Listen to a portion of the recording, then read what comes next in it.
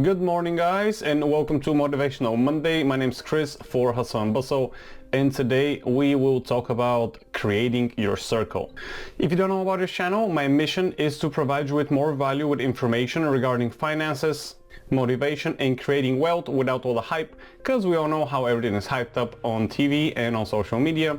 And in exchange, all I'm asking you to do is to hit the like button and consider subscribing if you like that type of content. My goal is to motivate you and help you start with your journey, your mission in life, your business, whatever you want to pursue. Just start and don't procrastinate. So creating your circle, or creating your circle of people into the field that you would like to work on or to work in, means to surround yourself with like-minded individuals that are not necessarily higher than you into that field of work, but ideally you would like them to know more than you, so you can be learning.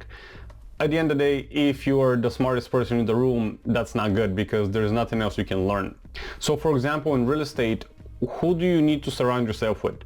Realtors that can find you fast deals, that can present to you deals fast, pocket listings, off-market deals, investor-friendly individuals. They know what the investor is looking for.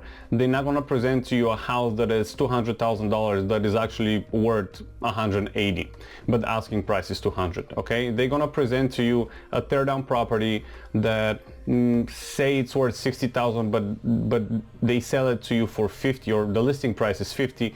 They know that you're looking for properties like that, so you can fix them and flip them, or to fix them and hold them long term. They basically know what the investor wants. They're not gonna push you to buy a property. Like I had experience with other realtors that they're like, oh, let's put an offer. I'm like, that property is worth 120, the asking price is 120. There's no discount there. I want meat on the bone. I'm an investor. They're not gonna act like this is the make it or break it deal. I had one realtor, he was like, oh, let's put an offer in because someone's gonna get it. Okay, there's like 1,000 more houses on the market every day hitting the market. I mean, that was 2 years ago, not now. Now it's kind of hard. But there's no one deal that is make it or break it. Also in the real estate industry, hard money lenders who will lend you money easily, who not gonna take 1 week to get back at you, who not gonna take 1 week to get back to you with the answer, are they gonna lend you money on this property or not? People who are general contractors who can walk the property if you don't know how to walk the property and assess the deal. General contractors who will do that for you. Maybe you pay them, maybe they're friends of yours, whatever the case. They can walk the property and tell you, hey Christian, this property needs $30,000 worth of repairs.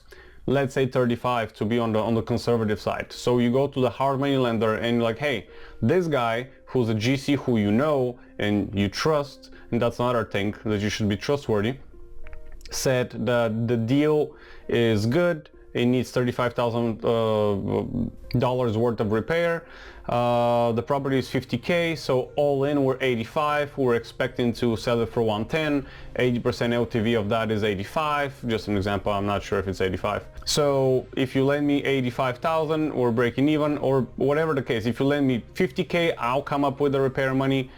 And basically how to structure the deal. Then you need to know mortgage people who are into the mortgage industry, who know you and you know them, and they can help you with their products. Basically, instead of wondering what to do after you obtain the property and fix the property, you should already have lined up somebody to mortgage it out after 90 days or 180 days, whatever the case. People who manage your properties. If you want a managing company, you should know somebody. I personally know somebody who I'm going to be working with to manage my property right away, right after the property becomes fixed. They will manage it right off the bat, and they're good at it. But creating that community around you helps so much. If a wholesaler sends me a deal today, I can call a hard money lender, I can call a GC to walk the location or go on the location, make a video. I have a 3D camera as well, maybe take some 3D pictures, send that pictures to the GC. The GC tells me, hey, ballpark number is this much. Or they can come and walk the property, then I contact the hard money lender right away. The day of or the next day, they wire me the money, we buy the property, we start fixing it, and after we fix it, we mortgage it out, or whatever your exit strategy is. But the fact that, oh, and also after it's mortgaged out and it's fixed, it's gonna start producing income right away, because the guy that I know that does managing, he's gonna Airbnb it right away. So everything becomes so easy when you know the right people, 5-6 right people to do each step of the job, to be there each step of the way. And another thing that I wanted to mention, you should be trustworthy when you do business. People should trust you, and you should trust the people who you're working with. Do not work with, if you ever thought that maybe I should not work with that person, you should not. You know what I mean? You should definitely not. You're better off passing on 10 good deals than getting a bad one. So you're better off not working with 10 good people than working with one bad person. You want to work with exceptional people who are good at what they do, who are trustworthy, and who you know that when you go to bed at night, you're gonna sleep well knowing that your money or your project is in their hands. In the ATM industry, surround yourself or get to know people who has been doing that for a while. People who vote, people who have like a lot of machines, who understand the machines a lot, who understand the business. Ask them questions, go and get mentorship from them. Same with the real estate business, I've been with a few people the whole day. I've been with a GC, they showed me what they do. I've been with a flipper, they show me what they do. So you learn like that. And people would love to mentor somebody just because we like to teach somebody. In general, people do like to teach others. They kind of feel important that way in a way. Me as well. Like, I've taken so many calls from YouTube comments or from Facebook people that know me from the ATM groups, from the real estate, for free. I need to start charging for that because it takes a lot of my time, but so far I've get on the phone, talk 30-40 minutes and just educate them about the business real quick for 30-40 minutes, and I feel good. That's why I do this channel. I'm not making any money out of this channel. I just want to educate people financially so people can stop bitching that they're poor and the system is rigged. It's not. You just need to move your ass a little bit and start hustling and grinding a little bit more. But it's way easier to sit at home, watch TV and smoke weed all day. Unfortunately, most people choose that. It's never crowded in the extra mile. Remember that. Same with your friends. You need to surround yourself with people who are inspirational, who have goals.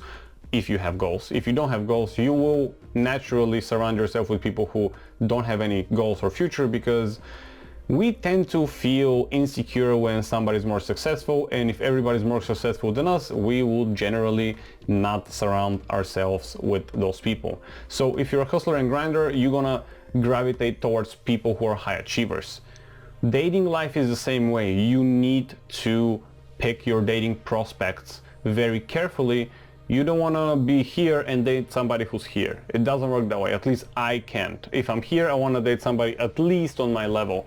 It doesn't work any other way, because you will become the average of the 5 people you spend the most time with.